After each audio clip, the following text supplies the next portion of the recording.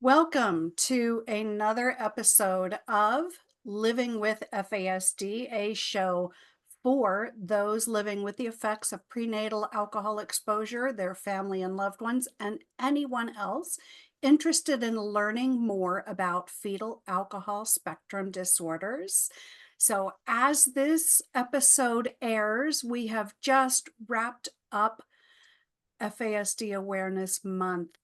And I hope that everyone listening or watching this episode has learned more than they had known before the month, where everyone in our community is piping up with things that most people have just not heard before. So today's episode is really going to have a lot of fascinating information. Welcome back to the mic, Dr. Jerrod Brown. Um, Dr. Brown joins us again today, and we're going to be talking about false confessions. I'm sure everyone has seen or heard about the statistics behind FASD and involvement with the legal system. And so we're going to be learning about that today. And this is also actually a two-part episode because we're also going to be learning in the next episode with Dr. Brown about the Miranda rights and what people believe about those and what's true, what's not true, and what do we need to know if we are caught up in the system or if a loved one is. So without further ado, Jerrod, thank you for coming back and sharing more of your time with Living with FASD. How are you today, my friend? Two thumbs up, pretty good. It's a nice sunny day out here in Minnesota, and yeah, I'm glad to be back. I'm glad we're talking about this topic. I know we have been doing quite a bit on like health and wellness related topics, things of that nature, but kind of getting back into the criminal justice, forensic legal arena. That's kind of my main forte. Yeah. But glad we can talk about this because I don't think this is a topic talked about enough in the FASD world. Mhm. It's in the literature. We know that unfortunately a large percentage of folks with FASD do come into contact with the criminal justice and legal systems, but just want everyone to be aware. I'm not saying like just for like committing a crime. It could be for witnessing a crime. We know that vulnerability and victimization very high, unfortunately, among people who have been impacted by prenatal alcohol exposure. But I don't know how many people with FASD who come into contact with the criminal justice system as perpetrators end up having like a false confession type of situation going on. Mhm. There's no statistics out there for that for FASD per se that I'm aware of, but it is talked about that there's stories out there in the media you can find. There's case law. It's talked about in some of the literature that it is a real issue. So, but again, I don't know how often, but let's just assume if someone with FASD is involved in the criminal justice legal system, the very nature of having FASD and the brain-based impairments do put them at greater risk of miscarriages of justice, Mhm. especially when that person has no supports in place and the criminal justice legal professionals lack any awareness or insight into FASD. And Patty, you know this better than I do too. How many people have FASD who've never been diagnosed too? So Exactly. the majority of people, 99.99%. is that all? Yeah, I Yeah. know. I've seen it's like almost everyone that's been exposed to alcohol prenatally probably has never had an official FASD diagnosis. So Yeah. that's a huge part of this problem. Yeah, So I we'll I we'll I talk. take that statistic from a paper put out by Popova and Bird, and I'm trying to think of the name of the third researcher in that. But they come out, and you know how it is with papers. You have a paper with multiple authors, and you don't know exactly who created the statement. But one of them said, "We need to be thankful for the 99.99% of people living with FASD who are undiagnosed." it's high. Yeah, Who knows what the true number is, but I've seen 90+% in different articles. It's huge and stuff. yeah, yeah, So false confessions in general, we know what happens. You've seen probably movies, documentaries. There's true stories on this. You go to YouTube, you can find TED Talks on the topic. yeah. Not a lot of research around FASD and false confessions, but there's some articles that mention it. There's some on ADHD, there's some on traumatic brain injury, there's some on autism and intellectual and developmental disabilities. But when you think of a false confession, that is one of the factors that could play a role in a wrongful conviction. So Mhm. someone confesses to a crime, that doesn't always mean they're going to be convicted of it, but obviously that puts them at great risk of being convicted of a crime Yeah. they didn't commit. And there's Well, a and lot of factors why that happens. Go ahead. I was just going to say, you don't even have to dig into research to see that playing out. Just watch an episode of Law and Order, and you see how police are allowed to lie to suspects and really lean into them to, and let alone the badgering and, long periods of time isolated. You have biological needs and, you end up getting desperate. And that can be extremely scary and difficult and confusing for someone without a Exactly. neurodevelopmental disorder. So you have somebody that has a neurodevelopmental disorder, all of those things are just exacerbated. I don't know by how much, but let's just say a ton. Yeah. So there's a lot of books published on false confessions. There's lots of articles. There's very few empirical based articles that really dig into this with neurodevelopmental disorders. So if you're listening to this, you're a researcher, obviously ample room to dig deeper into this. But when we think about anyone going and being interviewed by any kind of psycholegal interviewer, that term basically would apply to a criminal justice professional, forensic psychologist, prison probation professional. So if you hear me use the term psycholegal interviewer, that's a broad term Yeah. for anyone doing interviews in criminal justice, forensic, legal arenas. But if that client or defendant, whatever term you want to call the person, has a learning disability, Mhm. that's a factor.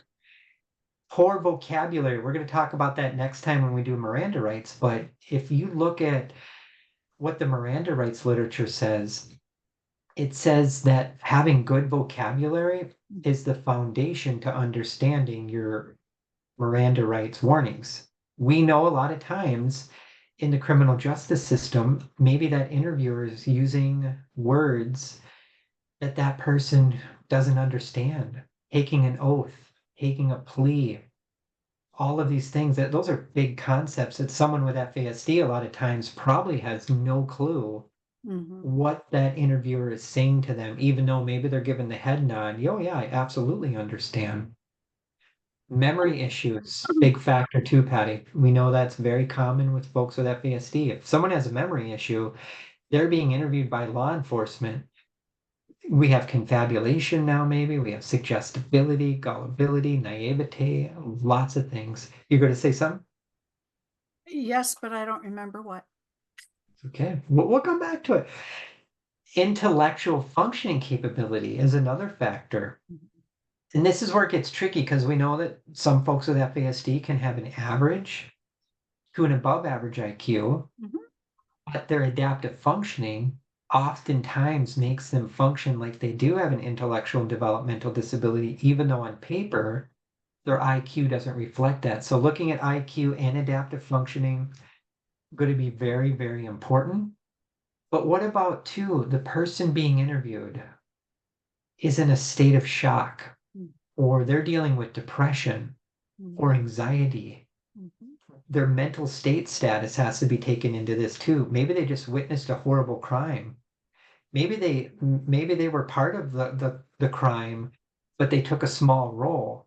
Mhm. Maybe they over confess and they take a larger role for something they only had a slight role in too. That's another factor to take into account. Or maybe they were set up. Sure, absolutely. Or they're the scapegoat and the friends are taking advantage of the person and getting them to take the fall for what the group did. I mean, but a lot of factors to take into account. So thinking of any vulnerability a suspect, defendant, witness, whoever's being interviewed has before and during the interview. But a lot of times these interviewers, they're not going to know the person's disability status. That's the tricky part. Maybe someone with FASD is being interviewed and they tell the interviewer, I have FASD. The interviewer, okay, what is that? Most of And the time, in my experience, and this is pretty supported in the research, how often are law enforcement officers trained in fetal alcohol spectrum disorder? Not a lot. More trained in autism, but if they hear the term FASD, that might not even click with them that this is a very vulnerable individual I'm interviewing. I probably need to make sure that the person has an attorney in place or a caregiver or something like that. So well, a even lot if of you have an factors. attorney, if your attorney doesn't understand FASD, Yeah. then you're not well represented.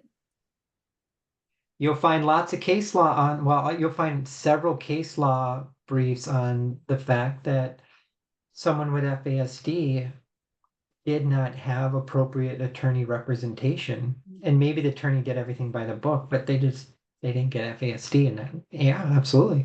That can Most totally attorneys, I skew don't the think, have case. training on it. Yeah. Other factors, confabulation. So we've talked about that in another episode. So false memory creation, gap filling in the memory. Confusion, if that person is just confused about the whole process, and they may be very confused because, again, they have cognitive impairments, judgment, reasoning deficits, executive function, metacognitive impairments. All of that can create confusion. Now, why am I being asked all these questions? Well, And that confusion and poor memory and the impulsive thinking can over time erode that person's ability to say, no, I didn't do that, and maybe start shifting into, officer, it's possible I did that. And then it shifts even more. Oh, I absolutely did that. mhm. So that could happen too. Yeah. And I think too that, I mean, we've talked several times about how whenever your brain switches gears down to the survival aspect, right? That so-called primitive brain, because we feel threatened, because we are anxious, because we are fearful, our connection to the higher functioning aspects of our brains, our decision making, our language base, our memories, all that gets, that's no longer accessible. And was it accessible for someone with FASD off the bat? For some folks with Exactly. FASD, it might not be accessible at all. Yeah.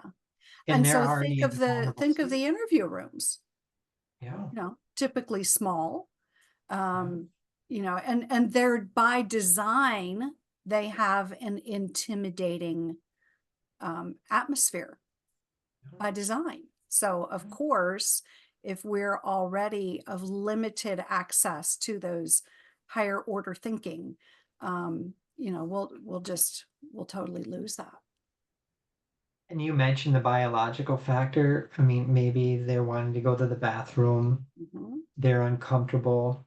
Maybe it's in the middle of the night and they're exhausted. mhm. Sleep deprivation and chronic fatigue have been talked about in the general false confession literature. So that would be something to take into account. One thing that I'm not aware in the false confession research that's been talked about per se, it may be out there, but I haven't come across it. Blood sugar dysregulation comes to mind, Mhm. where maybe that person's being interviewed for hours and hours on end, and they haven't eaten, and their blood sugar levels just go down and down and down and down. You got low blood sugar levels, You your don't think brain's not straight. getting glucose, you're not thinking straight, you're more No. impulsive. So it might be another variable, I mean, to consider in the big picture of false confessions. Yeah. Social anxiety is talked about. So again, if somebody is being interviewed and they're already predisposed to having high anxiety, they may say anything that they think the interviewer wants to hear in order to end the interview to reduce their anxiety, where they think now I can go home, when in Or fact now I maybe they can just go admitted pee. to Now I something. can go eat. Yes, absolutely. What about self-esteem? That comes up in the general false confession literature, where some studies have found that interviewees with low levels of self-esteem may be more vulnerable to false confession risk because they lack assertiveness, they're Mhm. more compliant, and maybe they don't want to ruffle the feathers of a law enforcement officer who is in a uniform, where it's just scary and intimidating for some people. So that those are other variables that we need to take into account. Yeah. And we know, I'm sure you've seen these stats too. I've seen stats anywhere from 90 to 95% of people with FASD also have a co-occurring mental health issue. Good handful of studies talk about false confession risk within the context of serious mental health issues. And what that research shows is that if that interviewee may have a very serious mental health concern and it's untreated and they're being interviewed, does that contribute to more distorted perceptions of memory? Could there be more breakdowns in reality monitoring, which is basically, did I think that up or did I dream it or did I actually experience it? And Mhm. maybe that person's dealing with a lot of paranoia, psychosis, delusions, and all of these things can definitely erode that interviewee's judgment. So, what are you seeing in the literature about safeguards within the industry? Right? Well, Because, I mean, it would be nice to think that they don't want that to happen so that convictions, so that they get convictions where they're deserved and so they stick, so they don't lose on appeal, because otherwise, the criminal justice system is wasting a lot of time and money. sure. I mean, there's more and more studies on false confessions in general. Some of the big researchers say always record the interview and then somebody can go back and evaluate it after the fact. I think that is a big safeguard. Yeah. And not all departments do that. I mean, there's probably a lot of reasons for that, budgetary concerns, things of that nature. But there's not consistency, of course, across the map with every single agency in the United States. I mean, there's different agencies at state, local, federal, tribal, so there's not consistency across the board. When we talk about the Miranda rights next time, I'll talk about that too, where everyone probably thinks maybe law enforcement reads the same Miranda rights warnings to people. Miranda rights warnings can differ from jurisdiction to jurisdiction. There's varying wording that they use, and I'll save that for next time, but Yeah. it's not consistency. I think people are surprised to Yeah. learn that. You have me But we curious. yeah, it's really fascinating research literature, but when we think about safeguarding for this too, I think having discussions like this, getting the word out, and when we think about this specifically within the context of FASD, again, there's not a lot of research literature out here on this, but what are the variables we want to specifically consider when we're talking about FASD and an interviewee? In some of the research literature, it talks about communication skills that are limited and really having difficulty with abstract reasoning, Mhm. which is connecting the dots, Mhm. understanding how and why questions, seeing the forest through the trees, having a proneness to be suggestible, that is absolutely a factor in this population. Acquiescence, does the person have a tendency to just yeah say? Do they go along with things? Do they have a yes bias, even though they may not agree internally, which could be compliance, but they go along with it externally? What about superficial chattiness, where the person being interviewed talks a lot and it gives the impression that they know what's going on, but the law enforcement officer never fact checks and verifies, where they just go along with the head nods, the yes.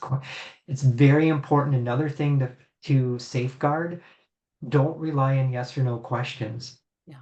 If you do, follow it up with, okay, you just said yes to this in your own words. Tell me what you just said yes to, and just sit back, Yeah. allow the person to express themselves. And more times than not, the person with FASD who just said yes, maybe to something, will have a very difficult time putting it into words. So that should be a red flag indicator that maybe there's some comprehension issues or reasoning deficits. And Self-regulation. I Go think ahead. too that a lot of the head nodding, right? Yeah, For those of us who have, for instance, delayed auditory processing, yeah, yeah. part of our masking is being able to nod at the appropriate times, say yes or right or, all those polite conversational keep things moving indicators, which don't necessarily convey, I'm still with you. I understand what you're saying. They're just keeping things going so that people don't notice that we're different, so that people don't think that we're, whatever. Um, that's part of survival, right? Is so, it's starting from when we're young so that, teachers don't call us out for not paying attention or whatever else. You just pretend that you're right up there with everyone else when we may or may not be. So with that topic, so you have, let's say they're being interviewed and the person does have information processing deficits or even auditory processing where maybe there's some hearing issues, which there folks with FASD are much more likely to have hearing deficits compared to people without, the research shows. So the person's being interviewed. Now what happens if there's two interviewers in there asking rapid fire questions to that person? Mhm. Yeah. The brain can't process, they shut down or they act out, which that could give the impression they're guilty when in fact they're not. Their brains are just on overload. Yeah. They need a break. Yeah. So another safeguard, a practical tip would be slow down the interview, Mhm. less words. One And for person. people, most of the time, yeah, it would, yeah, it just, and what about too? Is it a male interviewer? Is it a female? The Mhm. location, the time, and the length of the interview. Long interviews, not good. Yeah. The time of the interview. You'll find some general research on this, but not FASD specific, but I suspect it plays a role. What happens if you're interviewing somebody with FASD overnight at night? Mhm. You got circadian rhythm misalignment maybe now. Yeah. You got chronic fatigue. The person's been up for 24 hours straight. Maybe they're on meds and they're missing their meds now. Lots of factors. And on top of that, what happens if the person is using drugs or alcohol or tobacco or caffeine or a sugar issue? You got all kinds of other factors here. So we're not just talking the FASD, but what happens all these other co-occurring factors? Mhm. If the interviewer is extremely nice and overly friendly and accommodating, which is very normal for an interviewer to do that, the person with FASD has bad social skills, theory of mind deficits, social cognition. They're not picking up on the fact that maybe this person is not my friend. Yeah. This is their job. They don't connect those dots. So they think now they're buddies and they start saying all these things to the person Yeah. that they may or may not have done, thinking now that they're friends. So the friendship making deficit is another factor I think to consider in this equation as well. Yeah, and I keep, that ties in with something you raised a few minutes ago about, just talking nonstop, right? Where in a purely social situation, someone who is a friend would say TMI, right? Too much information, shut it down. Yeah, Um, absolutely. but I think that is something that many of us struggle with. Of course, yeah. You know? This is not all specific to folks with FASD. We're all prone under the not the right certain under the wrong circumstances to probably confess to something we didn't do. But again, I think the FASD brain, unfortunately, places them at greater risk because suggestibility, compliance, even the topic of credulity. We talked about that a while ago, but I'll just refresh your memory and refresh the audience. It comes up a little bit in this literature, but credulity is when that interviewee just believes and trusts things too easily without fact checking, verifying. It's often associated with being naive and gullible. Mhm. So they just, regardless of the evidence, regardless of the facts, regardless of the proof, they may just go along with something, Yeah. which could be a factor in just being more gullible. And then if And you that are aware, also could be a factor in being used by members of the criminal element, right? That of get course, someone into this mess in the first place. you will find individual cases online and in the literature and cases I've consulted on where, yes, I've heard that come up frequently, where it's the fall person, Mm, where maybe they didn't go in and steal, but they're sitting in the car and they're not connecting the dots, and then they get caught, and everyone blames the person who has a disability. And then that person thinks, yeah, I'm going to take the blame for all of them because they're going to like me even more now, when in fact, that's not the case. So, definitely a huge factor to take into account. Another factor, it's not specific to FASD, but I think it applies nicely. It's something called memory distrust syndrome. mm, It's a coined term by Gisli Johnson. If you're familiar with like suggestibility literature, you're very aware of his work. But if someone doesn't trust their own memory, they're much more likely to go along with other people, or they may just assume, yeah, I think you're probably right on that, even though they don't have a memory, and they start adapting views of other people. And what happens? They start filling in gaps in their memory, which then equals confabulation, which is a factor for false confessions, unfortunately. and I think that is a huge risk because for so many of us, we have on days and off days where, if it happens often enough, then, we may wake up in the morning and wonder, am I going to be able to remember what we talked about yesterday in school, in class, so that I can answer if the teacher calls on me? And, as we get older, we begin to get very anxious about how effective is our memory going to be.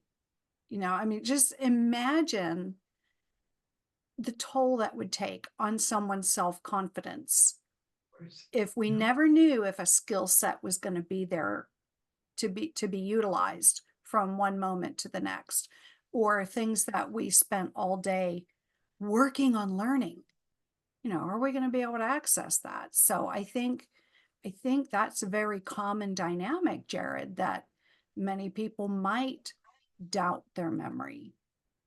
Yeah, absolutely. And the memory research basically says don't trust your memory. It's not an accurate recording. And memory is a fascinating topic too. We can talk about that definitely in the future. But I would say it, regardless of diagnosis, if somebody like a law enforcement officer is listening to this, if you're interviewing anyone that's vulnerable, and that's a broad term, be aware of the person's anxieties and fears and worries. You might be interviewing someone that just witnessed something very traumatic, Mm, and they're having a huge trauma reaction. Their brains aren't making sense of anything.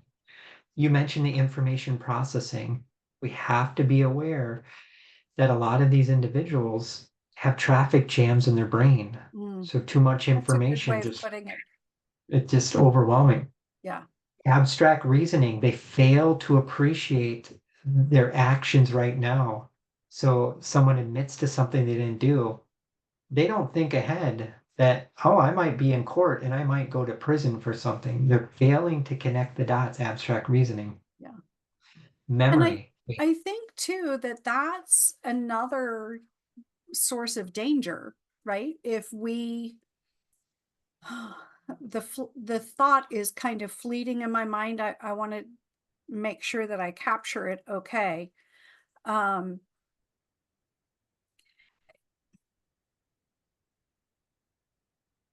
and it's gone. Memory. Even though I We have just to be had aware of lunch, memory it's lapses. gone. It's okay. I It'll come right? back. It's It'll come back. FASD playing out in real time. I Yeah. It'll come back. I'll give a few more things for folks to think about. So we got to be aware of memory lapses, memory issues. You So got it?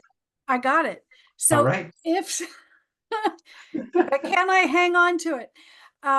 If someone is a witness to a crime, right? Yeah. But they have these memory issues, like you're just seeing play out in my mind, their answers are going to fluctuate.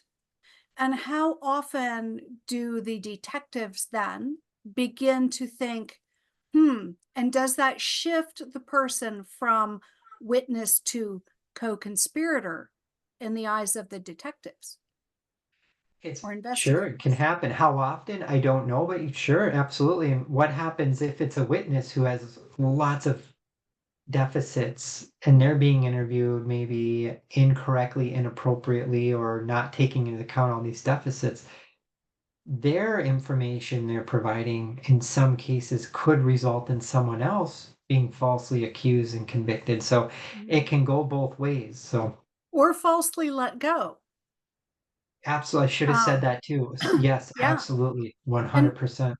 And I'm curious too, if someone comes into contact with the police because they are victims rather than sucked up as a potential perpetrator, right? But if they are victimized but cannot keep all their facts in order, right? Um, then I'm wondering, just coming to this conversation as a woman, and with so many of us being victimized, and having that experience myself also, um, there are people, surprise, who have a bias against female victims, especially if we're talking about sexual crimes. What did you do to provoke it? What did you do? Did you invite it and just change your mind? There's lots of that bias out there.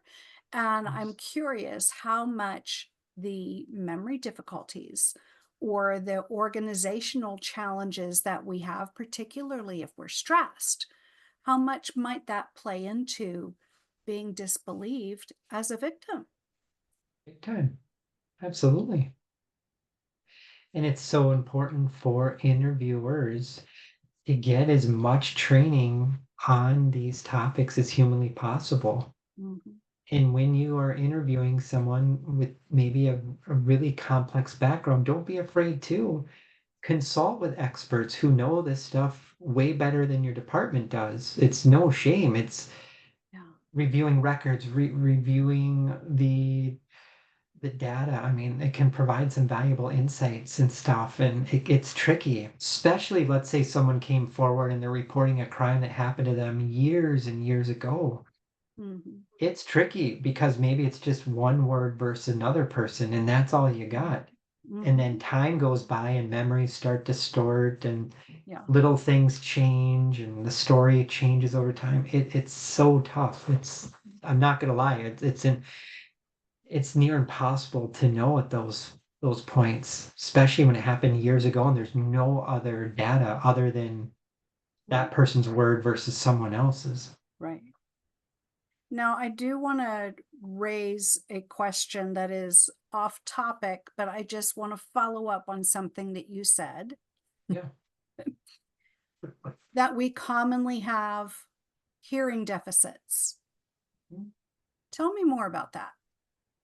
There's one article I know, I don't remember the statistic, but I do cite it in some of my trainings I give, that there are people with FASD have elevated levels of hearing problems. So, as part of a comprehensive evaluation, has anyone ever tested that person's hearing as Mhm. well? We know speech and language, occupational therapy, wonderful.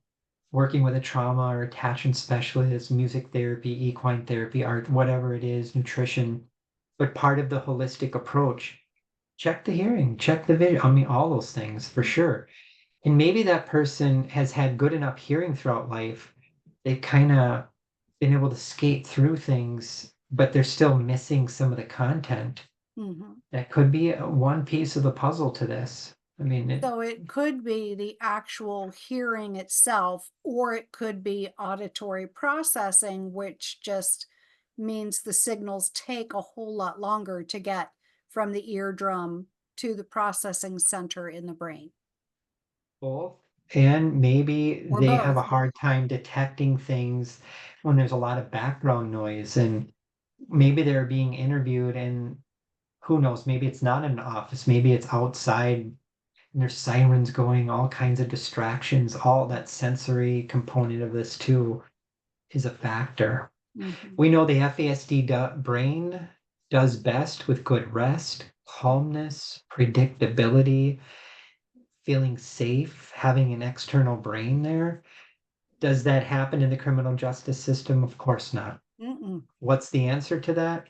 I don't know. But in an ideal world, we would have all of those things in place in the legal system, criminal justice world. Is that going to happen? No, of course not. Just being realistic, but we can move in that direction little by little, hopefully.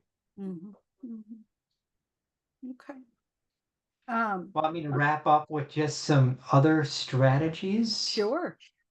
Okay, so when we think about this, there's an article my colleagues and I published in 2022. You can find it, Fetal Alcohol Spectrum Disorder and Suggestibility, as a survey of United States federal case law, where we dug into some case law and just basically synthesized the cases and the literature. And these are the 10 strategies we came up with as a research group. So if you're doing an interview with somebody with FASD, and it's all common sense, we all know this, but use simple and concrete language. Mm. Take into account their developmental, emotional, social age over their chronological age. Because if you're interviewing somebody, maybe on paper they're 20 years old, maybe they have a brain of a 15-year-old or a 12-year-old. You got to change the vocabulary. Yeah. We want to avoid leading or double-barreled or repetitive questions. So you want to avoid those rapid fire questions over and over and over again, because what can happen, the person may shift their first response Mhm. and then shift into, yeah, you're right, I did do that. Yeah. You mentioned this, but we also talked about this. Allow plenty of time to process. Be Mm. okay with silence. Mhm. Some people with FASD may sit in silence. You ask a question, they may not be ignoring you. Their brains just need some extra time Yeah. to make sense of it. Give plenty of space, we talked about, because sometimes we got trauma histories, we got sensory overload. You don't want to crowd the individual space. Those are very important too. Be aware of the topic of fatigue, because if you're doing long interviews, that person just shuts down. And there's more, but the last thing I'll say too, fact check, verify, Mm. get corroborating evidence, talk to other people. Don't just rely on yep, nope, or a head nod. So fact check, verify, have to do that. Yeah. Well, this has been a fascinating discussion. Of course, it is my hope that no one listening or watching this podcast episode will need to follow any of those suggestions, because I mean, just hopefully we will neither be victimized nor persuaded to participate in something we shouldn't. But I'm so grateful that you did bring this topic to us to consider, because we are overrepresented within the, population wise within the criminal justice system. It's way more than 5%. Um, and so it is very real. Which again, it's kind of mind blowing that we can have such a large percentage within the criminal justice system. And yet, um, I would like to believe that it is a small portion of those of us living with it that ever do get involved in that system. It just kind of brings back how staggering the numbers are for how many of us are affected by prenatal exposure to alcohol. Thank you, Patty, for having me back. Look forward to the Miranda rights discussion. Yes. That's going to blow your mind. It blew my mind as I learned about this over the years. So it's a fascinating Okay. topic. All right. Well, thank you for joining me on another episode of Living with FASD. And for everyone else, I just want to remind you that Living with FASD is now partially sponsored by Curious Elixirs. Let me move this over so I can see. My cursor's not moving my document. Aha. Okay, so many of us affected by FASD would rather enjoy booze-free beverages. Curious Elixirs was voted by New York Times as the best non-alcoholic drinks 4 years in a row. They're infused with organic plant-based adaptogens or mood boosters that will benefit your body. These booze-free craft cocktails are bold, they're fun, they're refreshing, with no artificial or synthetic flavors. And so they will suit your fancy on a weeknight or a weekend without the harmful or toxic effects of alcohol. They even come with recommendations for garnishes, which is kind of nifty because I never was a drinker enough to know how to make the drinks look pretty or that kind of thing. So if you're on a journey away from alcohol or merely searching for a sophisticated alternative to tea or carbonated beverages, use the affiliate link in the show notes to benefit Living with FASD podcast. And otherwise, if you want to please like, share, subscribe this podcast on whatever platform you follow me on, I appreciate it. And the more people we have listening or watching to the podcast, the more people will learn about FASD and the stigma will go away slowly but surely. Thank you for joining me this Monday and taking me with you as you go about your business and wherever you're listening to this or watching this. Thank you for your time. Join us again next Monday.